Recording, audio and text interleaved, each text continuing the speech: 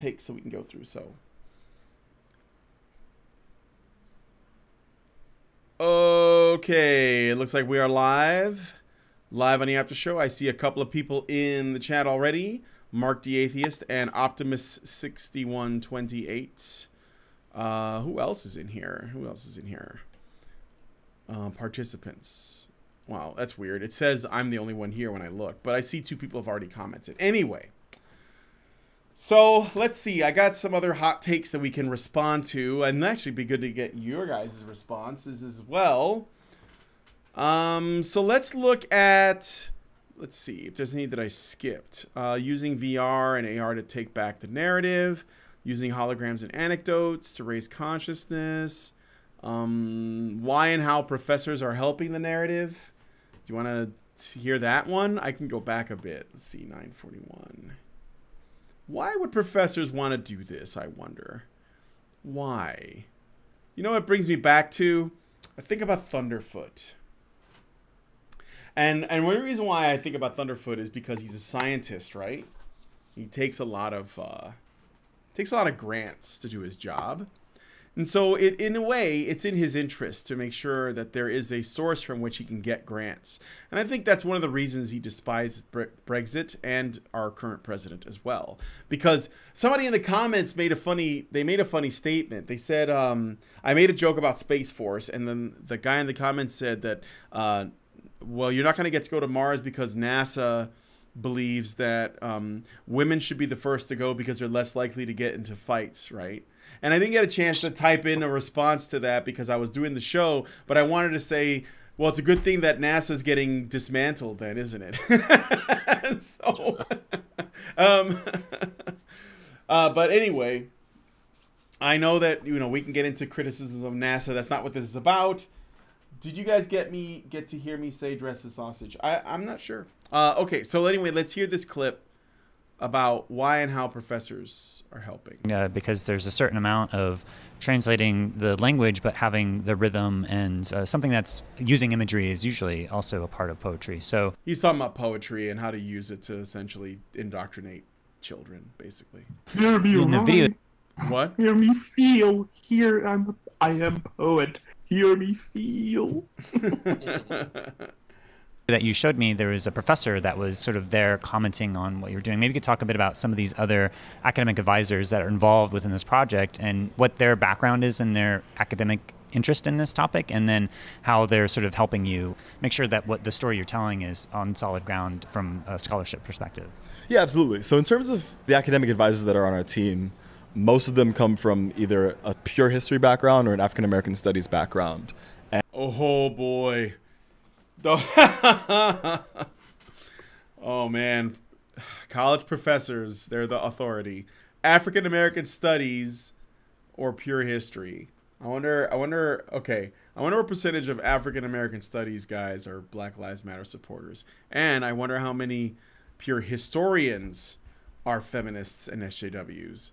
I guess I wonder what's the grading system in what was it, African American studies. A passing grade would be that's right. That's right. That's right. That's right. That's when you graduate. Okay. And the reason why they are on board and are interested in this project is because, you know, there's a difference between having these conversations in ivory towers, or, you know, a lot of them are from large institutions where not only do you need a certain threshold of grades, but you need money to get into those institutions. The larger and more prestigious the institution is, the more social justice warriors there are. The worse it is. The more radical it is, to be honest. Hey, I have a question. Yeah. Did you guys understand what the hell I was talking about? Because I never do. Okay. Nobody. Okay. Nobody ever does. I'm not sure what you were. What are you referring to? I definitely understood what you're talking about. So yeah. Oh yay! I have one. What are you referring to? Oh. During the video, when she was saying that if nobody understood that they could ask a question in the comments. Okay, all right, yeah. Well, there was multiple times. I was talking about how the inability to recognize men as victims is creating these forces. One of which is enabling the regressive stack, because if minority men could say, yeah, we're being victimized because we're men, the regressive stack would be cut off at the knees. And the other thing is, if the white guys were able to say, yeah, we're being victimized because we're white men. Because I mean, how many times does Dyson say white man? He never says white people. He just says white man, white man, white man. And if they could say, yeah, we're being victimized because we're white men, because we're men. Yeah. They would, a lot of this would be over, because they would be able to push back against what's actually happening, as opposed to just sort of deflecting it onto white ethnostatism and the regressive stack. Well, what you are suggesting is really obvious. If you look at the propaganda for these ideologies, it's always think of the womans. The womans! Think of the womans! And of course, yeah, go ahead. And if you think of the womans, you will get hot and cold running woman in heaven. All right, sorry, go ahead, Mr. Alt Cap Right is going to get back to you for this. Evil. Control Alt Delete Right. Go ahead, Mr. 303. For all these ideologies, whether it be fascism or communism, all the threat narratives usually revolve around women. So, you can look at it that way rather than what you try to explain about male vulnerability. It's essentially the same thing. You just ignore male vulnerability in favor of the woman's. Yeah, Michael Eric Dyson is very clever, because he knows that if he mentions whiteness by itself, then he doesn't get to use women, which he does do in the debate. He uses women, he uses people of color, he uses indigenous people, he uses LGBTQ people, he uses all of the stuff. And when they do, they almost always address them as just people or folks, i.e. the gender neutral term. They don't mention men. Men don't get to be victims of anything. And yes, if Black Lives Matter, if a black man said that he felt victimized by virtue of being a man, then that would not be convenient. But that is very highly likely the situation for people who are legitimately victimized. It is likely because they are men in most cases. Yeah, well, especially in the black community. Mm-hmm. I mean, what I'm seeing is that different groups of men face different things. With the black community, they're facing a complete excision of their masculinity and manhood. And that and that is the process of being turned into a useful tool for this victimhood narrative. And that is directly being perpetrated because they're men. And of course, what white men face is being the ultimate responsibility for all of this.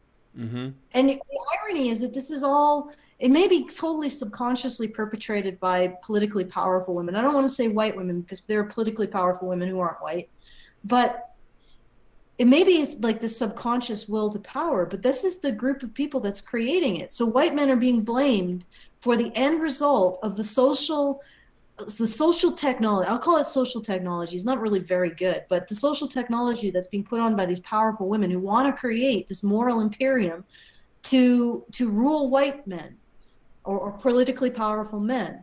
And the end result of that is they're going into communities and they are removing the masculinity and the manhood and the men themselves from those communities in order to use them as effective victim resources.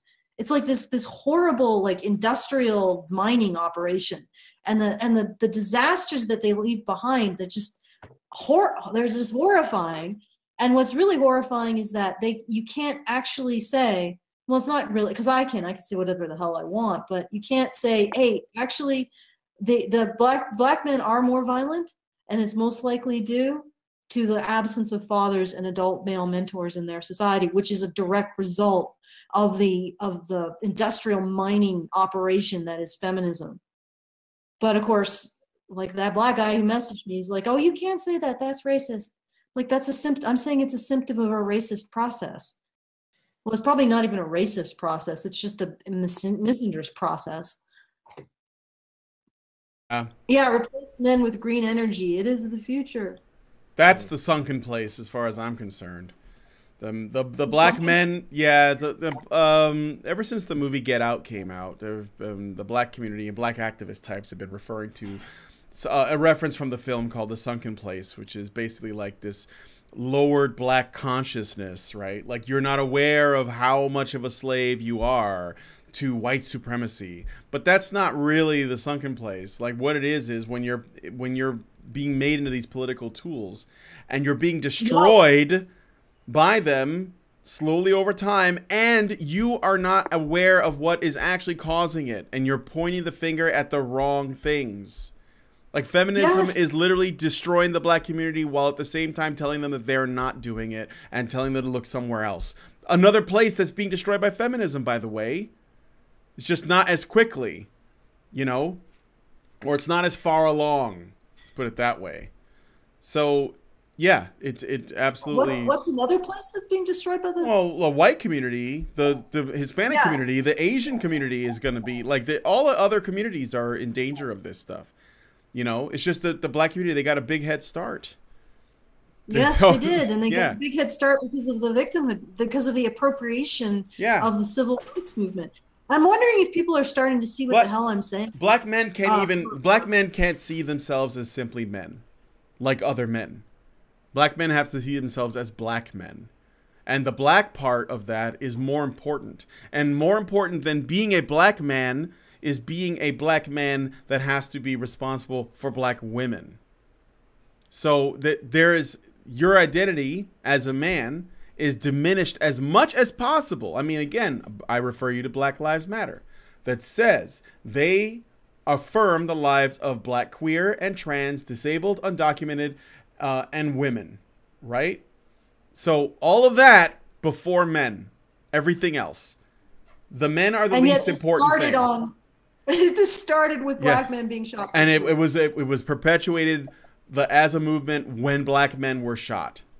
Yes. And by the way, that oppression, that was something else I meant to bring up. Those instances of black men getting shot and being killed by police, in most cases, it's actually legitimate that the reasons why they were killed, because they were breaking the law and all that. But it's also important to look before that, because to simply say Michael Brown was killed because he's a thug is starting a story in the middle. It's true that he was a person that broke the law and he was, you know, behaving in a thuggish manner. But where did he learn that? Where did he get that? Was his father in his life? No. What was missing? What created Michael Brown? That's the thing that they're leaving out. How did we get to this point, though? Don't tell me Philando Castile should not have been killed. Tell me, how did we get to the point where there was a gun in his car and the cop said, don't reach for it, and he reached for it? Don't tell me that that is where the offense happened, because these men were destroyed. They were killed well before they were shot. Yes. And the thing is that we can't talk about the fact that the greater violence in the black community is actually a symptom of disenfranchisement perpetuated by these people who are using them as political capital. It's like, and this is why I say, what if I'm right? What if I'm right? What if this is a legitimately an extension of slavery, and they're basically just using these people like chattel? I know that's something that's what if this is actually an extension of racism? Women were still viewed as chattel. And they're actually like I said, what if I'm right? What if this is what is actually happening? What if the racism actually went underground and became using the black community and black families as manufacturing victimhood points for a political system, an overarching political system that's significantly more powerful than the black community? That would be feminism. Mm-hmm. And women worsting. Is that too astounding a statement to say? And you're right. It starts the story at the middle. This is really not a new argument, just saying. It's definitely, I think that it's something that a lot of, despite whether it's a new argument or not, it's one that a lot of people are not having. They're not talking about it. They're not seeing it that way. Oy vey, shut it down. Okay. Let us continue, I guess. Well, Wait, was Korat's it? song has a statement. Oh, you mean why is it the black community has so many gentle giants? I don't understand that statement. Maybe Brian does. You mean why is it the black community has so many gentle Because giants? every time that black guy that is 6 foot tall and 220 pounds is killed, they say, oh, he was big and it looks threatening, maybe, but he's actually a gentle giant. Yeah, it was just and a he's not media a threat narrative. to anybody.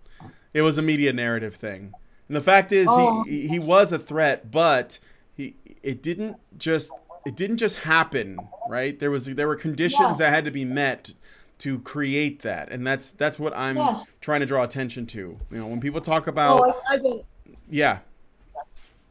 Yeah, and that's what I got charged of being a racist, because I said that the black community is more violent. And I said what we need to look at is why. Yeah. And I bet they have higher estrogen levels. Well, actually, no, they have higher testosterone, but no, they do. But I mean, they do. Then that would explain things like muscle mass and height and everything else. But they also are very emotional and prone to using violence to as a response to confrontation and all that. You know, I think that maybe it's not estrogen, but I'd be curious to see what the levels are. But what I'm getting at is because they're raised by single mothers, they behave in a way that is not normal for men. That's not. I don't think it's masculine. Yeah, it's definitely.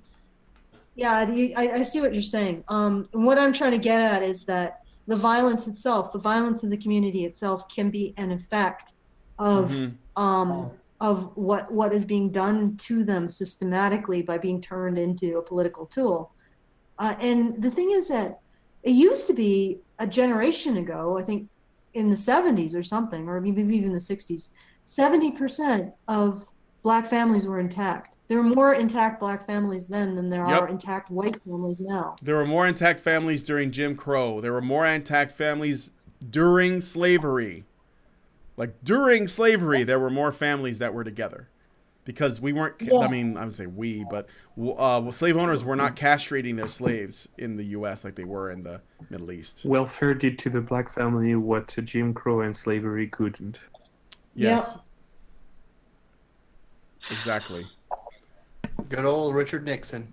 Okay, so let us go and find another hot take. Did I finish this one? Lyndon B. Johnson. Oh yeah, professors. Right. They see the value in terms of the democratization of access that we're pushing forward in terms of pushing out these narratives. And they understand the value of distilling these contexts and putting them out in general. That's basically it in terms of the why. Yeah, the how is basically like they're working with our team and we're just making sure that we're going through everything with a fine-tooth comb and just getting that into the poetry so it's easier.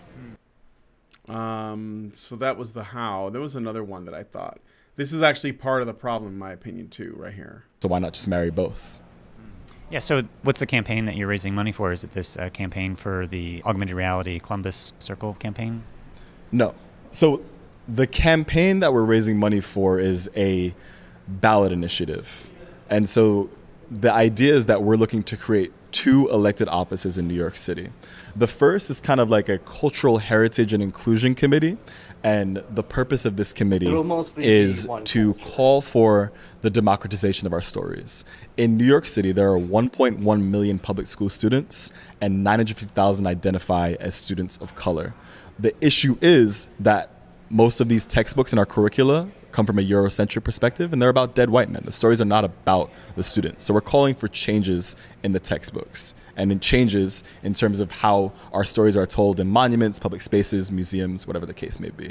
So that's the first aspect that we're looking to do. All right. So they want to change the history books. The other thing is basically just like, we'll play it out. The other aspect is we are looking to create a community advocate position. And the idea is that there are 59 different community districts in New York City. And the way this would work is that we're calling the community advocate to be able to call out private corporations for damages across 3 specific issues. The issues are environmental damages, gun violence, and civil in terms of structural racism and its broader implications. So I'll break down to you a model of how this would work. You look at East New York, for example. The community advocate of East New York would be able to allocate a specific amount of funding to call out, let's say, 3 private prison companies. And the idea is it would be like an IRS-style audit where you'd gather the data in terms of whether it's wrongful incarceration or whether it's people being incarcerated for nonviolent drug offenses. And what we're looking to do is we're still refining the concept, but essentially one model that we're exploring is taking the median income of greater New York City as a whole, and you take the individuals from a 10-year period between 1990 and 2000, let's say, and you put a number to that. And that's the number that you're fighting for in litigation. So let's make the numbers easy. Let's say that East New York goes into litigation with these private prison companies and they win $1 million.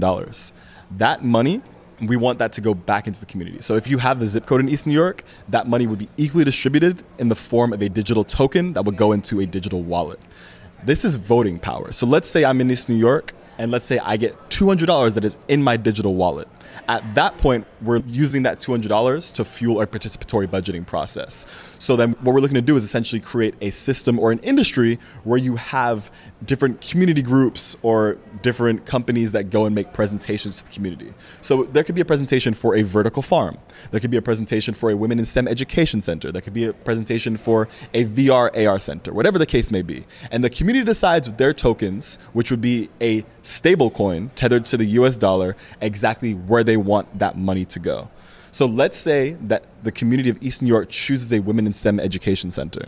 And let's say I live in Bed-Stuy and I see that the community of East New York has decided to have this women in STEM education center happen. Because it's a stable coin, let's say I think it's interesting, I want my daughter to go to this, I can buy the coin myself, I can apply it to that project and make it better. And since it's on the blockchain, I can see exactly where that money is going.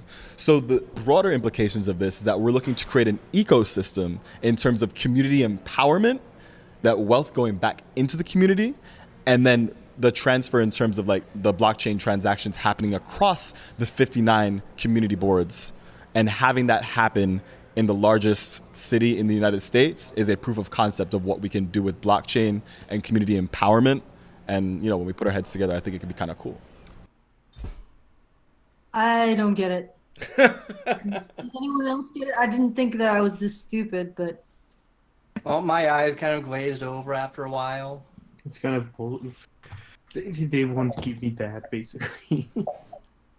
So, how does this blockchain work in there? Blockchain, if there's... Basically to guarantee that the dollars are owned by those people that are given those dollars, I think. Well, yeah, but how does...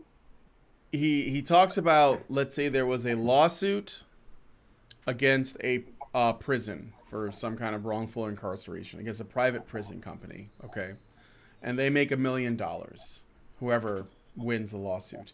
The money goes immediately into the community, or he wants it to go back into the community. So it is equally distributed to everyone within the community that I guess he deems worthy. And then they each get a certain amount, which is represented by tokens. And then they use the tokens to put back in the community to build things like a Women in STEM center, for example.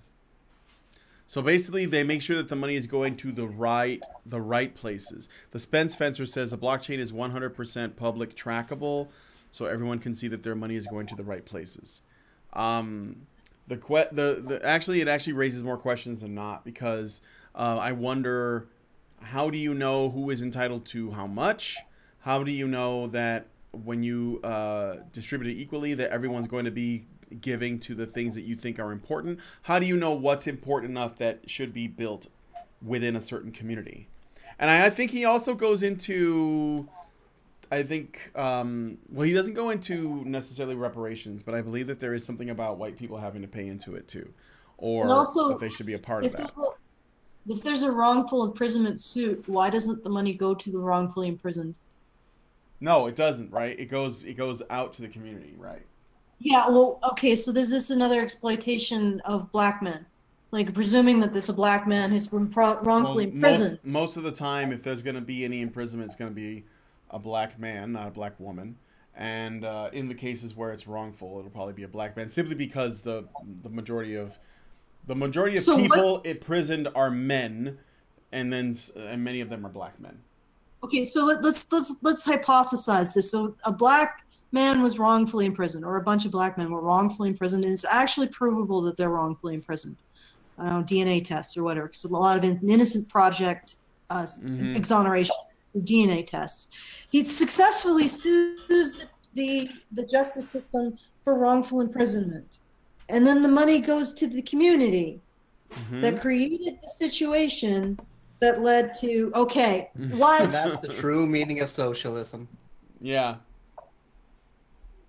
Yeah, exactly. And then you're also what were his ideas about what should be built? You know, like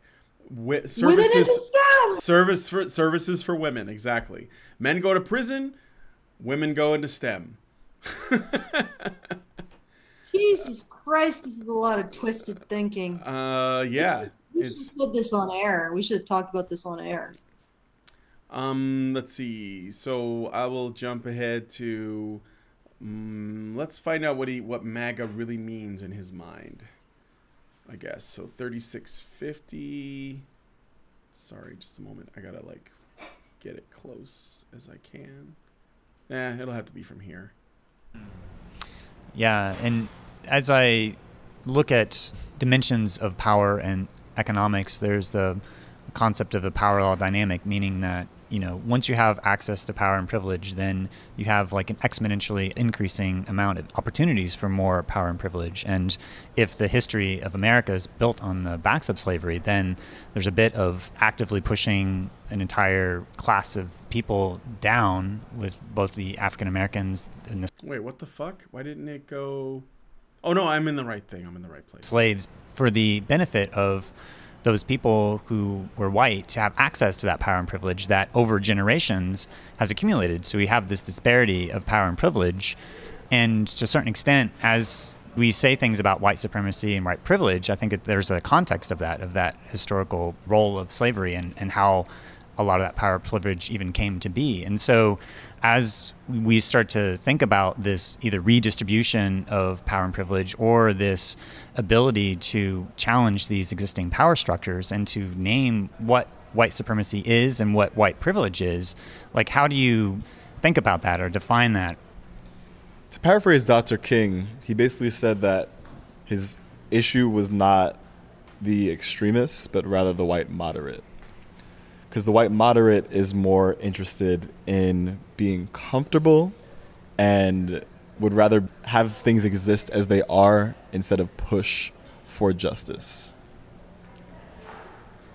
The reason why this is a unique time is because people of color have been feeling unsafe since the beginning of this American experiment that we have. For the first time, white people are feeling threatened by a manifestation of white supremacy that makes them feel uncomfortable. We're conditioned to, for the most part, to see Confederate flags as something evil or a swastika as something evil. And I'm not saying evil in this case, but I get scared when I see the NYPD. And it's important to harness. I wonder if this guy's ever been arrested, or if he just has learned to fear them. So in America, the swastika was never seen as something evil, huh? Yeah, really. Yeah, and no white people ever had anything negative to say about the Klan. No, because we didn't care. And you see, you're not allowed to be indifferent. You have to be actively in opposition. You know, I said this, I've been saying this lately. It's not, when it comes to social justice warriors and leftists and commies or whatever, it's not enough to simply be to simply ignore, a problem and say, well, or have the opinion that you're okay with marginalized groups existing, like that you are, if you were to say, oh, what do you think about gay people, and you were just like, that's fine. I don't care. They're do whatever they want, right? If it's not enough that you have that opinion, you can't just say, well, I don't really see color. I have black friends, I got white friends, I got brown friends, I got yellow friends, whatever. Doesn't matter to me. I don't really care. I just see good people and bad people, and that's it, right? See, the way they are now, it's not enough that you do that. You have to be actively virtue signaling at all times. That's why when Pride Month, which is coming to an end right now, Donald Trump didn't turn on the rainbow lights on the White House. He didn't acknowledge it. He didn't make a statement about it.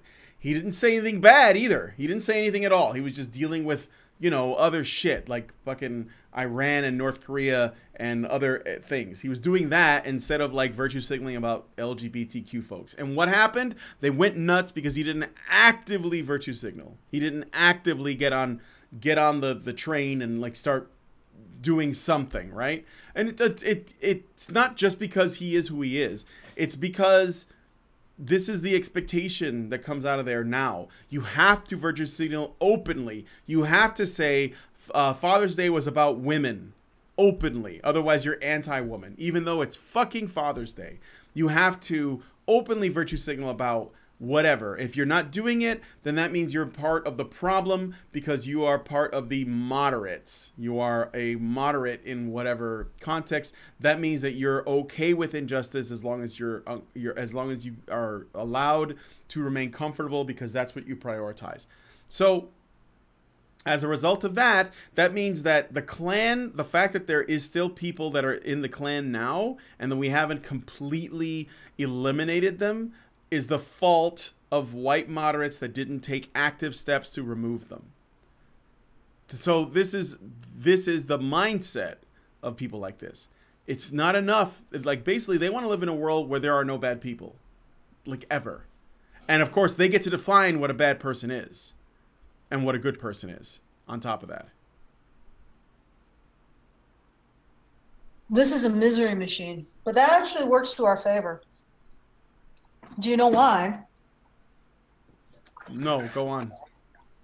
Well, I've been doing a bit more research into markets, but usually people don't adopt a new technology until not doing so is unless they're in a significant amount of pain over something. These people will apply pain like a motherfucker. Like they are misery machines, and that's going to work in our favor. Because eventually the people who are moderate on or don't think that men's issues are something they need to concern with themselves with will be in so much pain they can't avoid it. That the pain itself will motivate them. I mean, I've been looking at market research for like disruptive technologies and how they're adopted. We're currently like maybe in the innovator stage and the disruptor stage. I don't even think we're in like the visionary stage. The innovators and the disruptors are on one side. Like if you look at adopting a technology as a bell curve, there are cracks between groups of people. The first stage is the innovators and the disruptors. And I think that's where our particular little social technology is. And then the stage after that is the visionaries. You can take that and sort of apply it to various problems and solve them.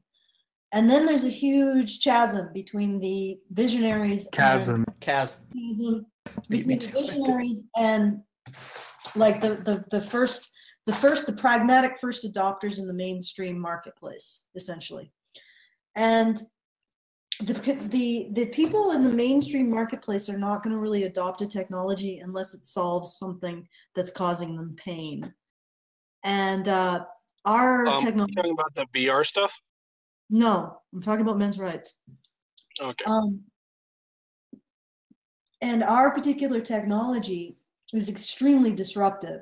So it's going to take a lot of pain before people start to adopt it. But thankfully, we got these pain machines going out there creating pain. So we can sort of thank feminism for driving the men's right activism?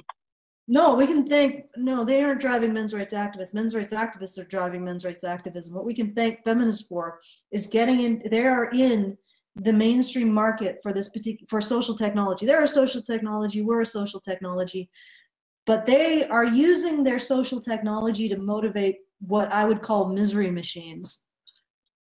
And they're in there and they are can create so much pain and suffering in the mainstream market that I think that, I mean, a lot of the times when you cross the chasm, if you have like a chasm as a disruptive technology, you have to actually identify a small market segment to make your beachhead. I'm actually wondering if they aren't going to build the bridge to us, because those misery machines are going to make it's basically a nightmare.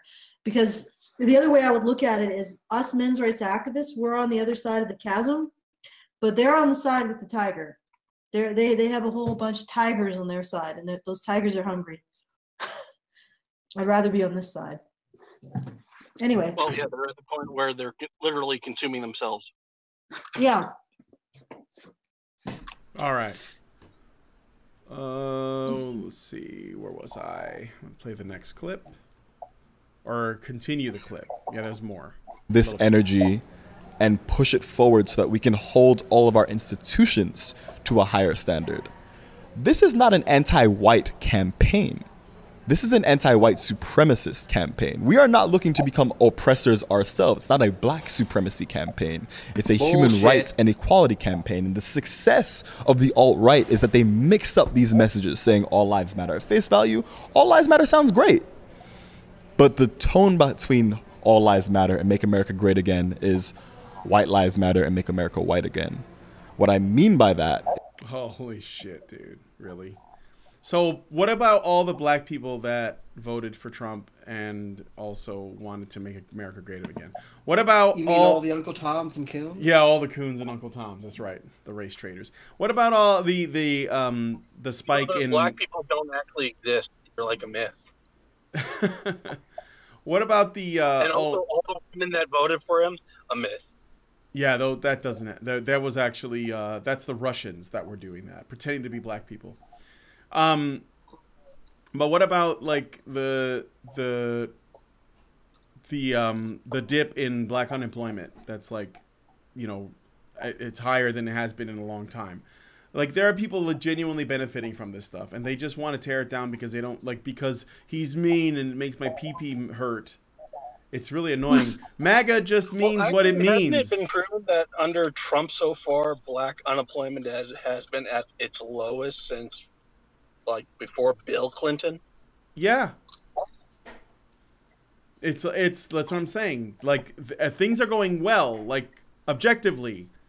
It's just the problem is that he doesn't like the guy for the same reason everybody else does.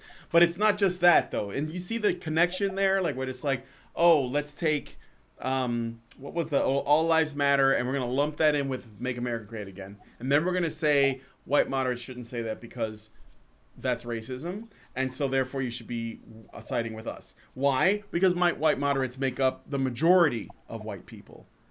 They're well over the majority of people are probably relatively moderate and relatively, let's say, agnostic about our president. Like they just like, okay, you know, if he does good, he does good.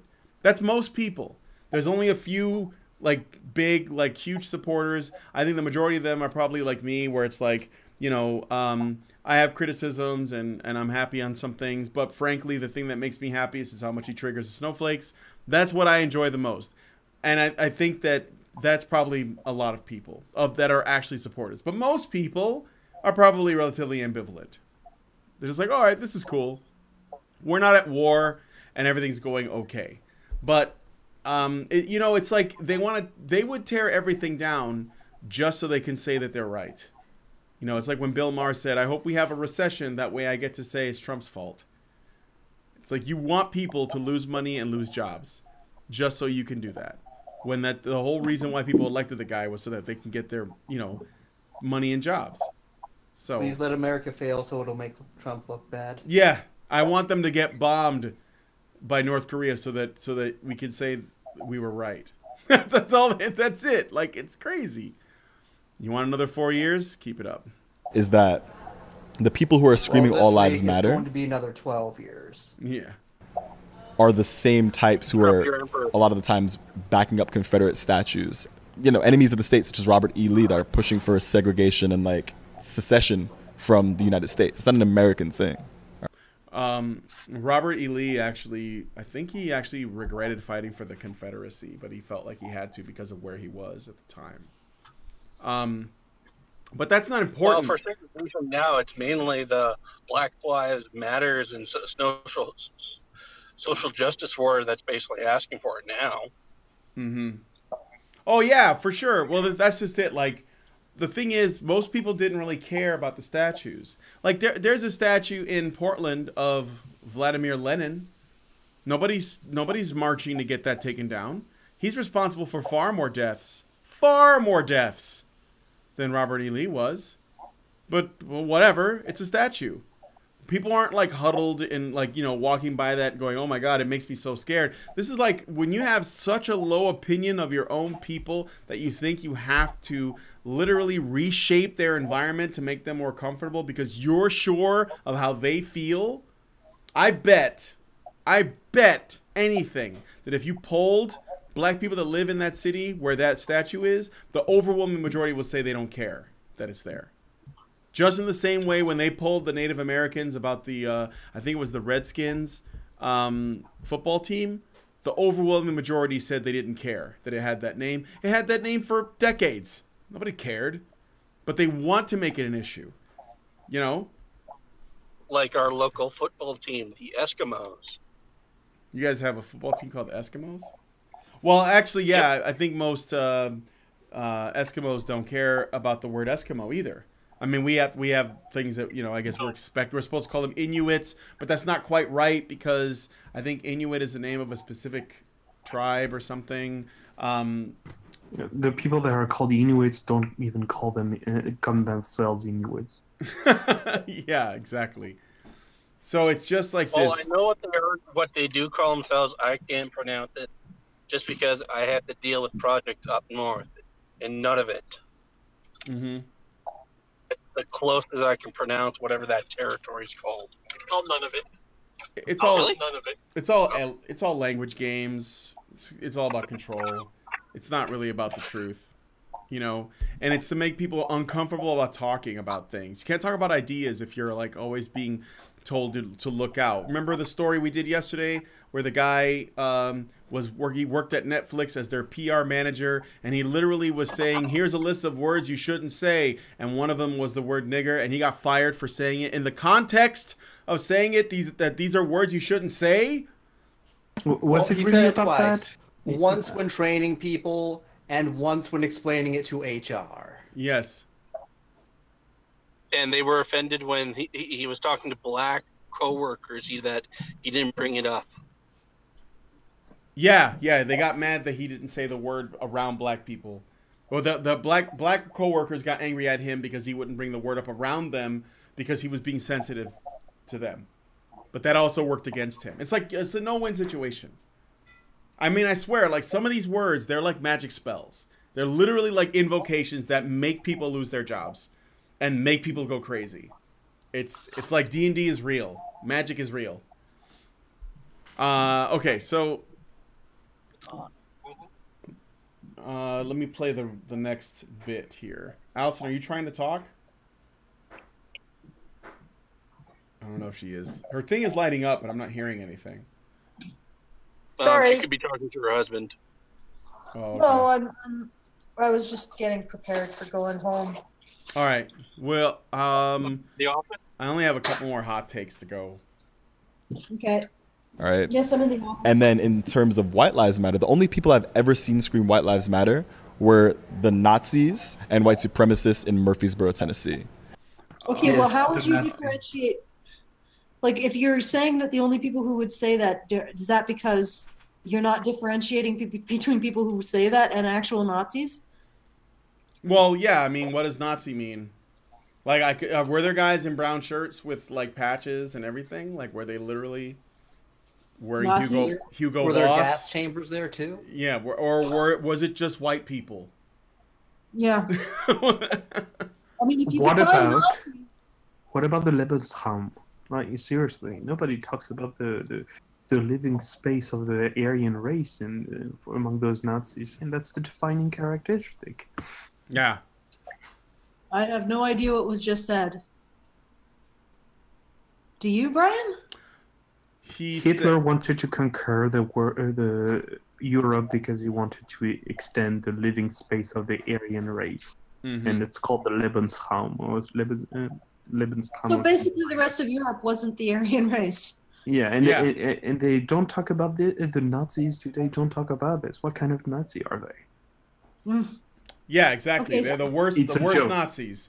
The worst Nazis because they're not talking about the purity of their own race, right? And they're like the white worst Nazis. They haven't even murdered any Jews yet. Yeah, they haven't killed any Jews yet. That's those are rookie numbers. You need to pump those numbers up. Okay, so moving on. Everyone already knows that white lives matter. In terms of Make America Great Again, I remember Charlemagne the God saying this. Wow, is that guy a philosopher? Is he like a world-renowned theologian, some kind of an intellectual? How many books has this Charlemagne the God written about race relations? This genius of a man. Make America Great Again is so twisted because of the fact that for many people of color, America was never great. So what? Many people is an equivocation. That's a weasel word. We don't know how many people we're talking about here.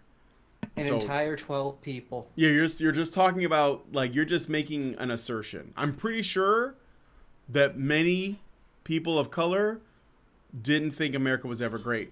But I will. Here's something you should probably look into. 1, ask Nigerian or African, Ghanan, I don't know how you say Ghana? People from Ghana, Nigeria, and various other countries in Africa, that have come here voluntarily as immigrants to go to college and get a job. And then ask them, because they're also people of color, if they think America is great. And I'll bet that the majority of them will say it is. Because they came here to get away from a far worse place, to make a better life for themselves. And I'm not saying that like I'm some kind of patriot. I just know objectively that there is a difference between this country and others. And to pretend like it's not is just like intentionally being misleading. And I know because I knew people from Africa when I went to school. I would, I had friends from there, and I'd say, hey, what brings you here? And I would ask that of everyone. It wasn't like I was like, let me find some African people to ask this of. I just happened to have African classmates, and they were like, yeah, this country's great. I came here because I wanted to make a better life for myself, and then that's pretty funny. And then with if you. I knew a guy who was a cab driver, and I got into a conversation with him too. And I forgot what country he came from. It might have been Somalia, because it was in really bad shape, like really bad shape. And he came here with nothing because he wanted to get out of there, because he didn't want to end up, like a statistic. So he came to this country, and he worked really hard to learn the language and get a job driving cabs. And now he's far happier, and he's basically like saving up money to bring the rest of his family here, or as many people as he can. That's like, you have to ask yourself, like, how is it that there are people from Africa coming here to make a better life, and the people who have been here for generations are unhappy? Maybe you need a little bit of context. Maybe you need a little bit of perspective. Have you seen Lauren Southern's video, Farmlands, about what's happened to South African farmers? Has anybody seen that movie? Yep. It's a great I've seen the clips that she put out of it. I haven't seen the full documentary. It's actually done, and she has it on her channel. You can watch it for free. At least right now. I don't know if she's going to take it down or something. You should watch that, because it's pretty interesting. I don't know how much of it is true, because it's like stories and anecdotes, but she even says she wasn't able to get any hard data because of the African or the South African government. Like, I guess they either didn't conduct any means of collecting data, or they didn't want to make it available. But there's Well, it sounds like they really didn't want the information out there, because they would look horrible if it got out. how about that communist black chick though? We're Yes. coming for you. She is woke as fuck, right? That's. Whew. We don't need your sympathy. We need your lives. Or Yeah, something like that. we need your lives and your property. We need your compliance. No problem. But no, the problem is this country. Yeah, I wonder if you'd like to live in a nation that's led by black government. Again, the idea of America being racist is debunked by the idea that all those immigrants try to get into the fucking country. Yeah. Exactly. If we're so horrible, why are they literally dying to get here? Exactly. Again, you know, America's not perfect, but these assertions are retarded, and the main reason is because they have the diagnosis all wrong. You know, they're pointing at America and they're saying it's orchitis when it's actually testicular cancer. So maybe they should address the cancer. Feminism, that is. Well, they don't even have the decency to do that. They're saying it's TB. And we all know it's never TB. All right, let me play the rest of this. What does it make America great again mean? Who is the audience in that situation? Everybody! Everybody benefits if America is better. For white people, in certain cases, it may have been great. So who is the audience in that case? Trump said himself when he saw the emerging trend of people going after the Confederate generals in Columbus, he literally said, they're coming after our history. Because they are. How he's framing it like, look at how terrible and racist this is. No. You're trying to rewrite and erase history. You're trying to destroy public property because you don't like it. That doesn't mean that... Happy is the country that has no history. Yes. Besides, can we like acknowledge that shit happened, whether it's good or not, and like leave things alone? Like, why is the Christopher Columbus thing so much of a big deal to you? Why do the Confederate statues matter that much? It is a thing that happened. It is something of a reminder. A civil war is something we don't want again. Funny that the people who seem to really want a civil war are also the ones that want to pretend like a civil war didn't happen by erasing the statues. It's almost like it allows the history to repeat itself again. Over nothing, by the way. If we do get into this, it'll be over nothing because we'll be fighting over the wrong shit. If it happens.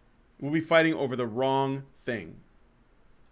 But the veiled message behind that is that, like, they're pushing for equality. We need to step up, right?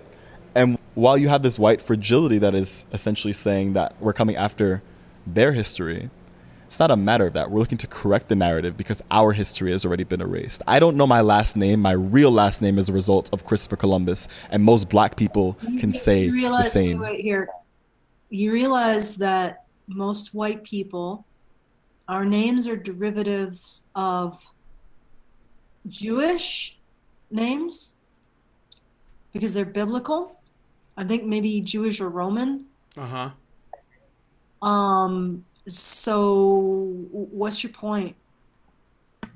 My last name is a geographical structure. Like, the thing is that for most white people, their names aren't original to the ethnicities that they were part of. Like, the German names are not German. French names are not French. They're usually derivatives of Jewish names, Jewish biblical names. Mm-hmm. It's like they're not. So what's your point here? And the last names were often derivative of essentially what your function was, what you did. Exactly. Human doings. Yeah. So what's your point here? Yeah. Nobody really. I was just nobody. Go ahead. Nobody really is named after. Like, how many people really have historical names based on the ethnicities that they originally originated from? Anyway, that's just what I wanted to point out. Yeah. Well, anyway, if this guy is black and he can trace his lineage back to American slavery, then that means that he is descended from a tribe that was conquered by another tribe. most likely. And if that's the case, then his great ancestors probably also didn't have names because of the Africans that conquered them, and probably had generations of slaves. So it's not necessarily white people's fault that you don't think you have a name, Glenn. Well, also they probably didn't have last names. Well, his name was, and the thing is, he wasn't given an African name and then lost it. His name was Glenn from the beginning. His parents named him. Are you saying that they didn't name him? He wasn't alive back then. Yeah, but they did give him a white ass name. Yeah, but they're not white names. They're Jewish names. That's what I'm getting at. Is Glenn a Jewish name? Probably. I can look it up. Okay. I'm curious about that. That's all. Just saying, there are a lot of white Glens. Well, what about the guy from Walking Dead? He's Asian. It's Gaelic. It's Gaelic, so it's Irish. Okay. Hey, my people. Well, it's Scottish, actually. Scottish. Still my people. Okay. All right, let me move on to the final hot take. This is the plan. I think we heard the plan, but I think he says it again here. All right. Come on. Yeah, and so doing these public museums in New York City, it sounds like what you're able to do is to take perhaps these cultural institutions that have a certain meaning for the culture, and you're able to remix that or to make some critique around it and to recontextualize it with the stories that you're talking about here, and to find a way to create these spatial holograms that have an embodiment of this vision of a symbol that is either associating Christopher Columbus with slavery symbolically and through the imagery of that, but also to tell a deeper story. And what is this deeper story that you feel like you're going to be able to tell with this public museum with all these different locations across New York City? So there are two different layers that I'm attacking. On the surface level, I know that there are some reactionaries that are not going to agree with anything that myself or my group has to say. And that's okay. What I am interested in is that yeah. They're radical reactionary bigots. They should be just like dismissed. So everybody who doesn't agree with you is a reactionary and subhuman. Okay, right. This is why. Okay, continue. Okay. Smithsonian silent majority. The people who walk by Columbus Circle every day and don't even see it as an issue. I actually met with city council people that when I addressed Columbus Circle as an issue before this whole thing was a large debate, they said, oh, I never really thought about that before. And that's what I'm looking for. I'm not looking for, no, this is terrible, you're going against our history. I'm looking for, I've never thought about it that way before. And like, if you read the new Jim Crow, which many people will not unless you're in a classroom, it opens up those type of questions. But we're trying to harness the power of the augmented reality because people are interested in it, and all you have to do is download a smartphone app for free. And then if we have our messaging right, the outcome is, I've never thought about it that way before. But the deeper goal that we're looking for is to elevate the collective consciousness as a whole so that we understand fundamentally that the country was founded on genocide and slavery, and these systems that were created to do so exist in a different way. Once we understand that, we can get people to move and elect representatives that will actually disrupt and change those systems so that therefore not putting down white people and bringing up black people, but for the betterment of all. What systems? Not the ones that matter. Not. Yeah. No, it'll be the wrong systems. Again, they're going to attack the wrong organisms, as it were, because they've been told that that's where the problems is. Because Black Lives Matter is a feminist organization, and they have their sights set on straight white men.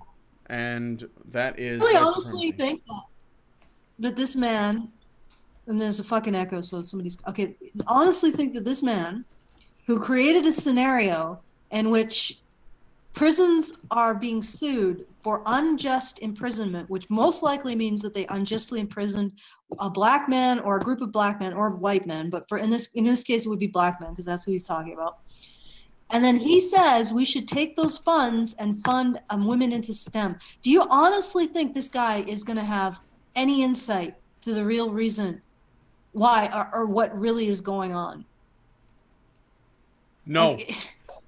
No, I don't. I think that he's going along with what he's been educated to do. I think he's an educated idiot. That it's gullible. I think he knows. It's like the alt-right. Goes back to the alt-right thing. And BLM is the same shit. A lot of the members of both groups know that there's a problem of some kind. And things are happening, but they cannot identify what the source is. And they are missing it, and they're actually going to attack the wrong thing, which is each other, instead of the real problem. So, which is gynocentrism or feminism, same shit, on some level.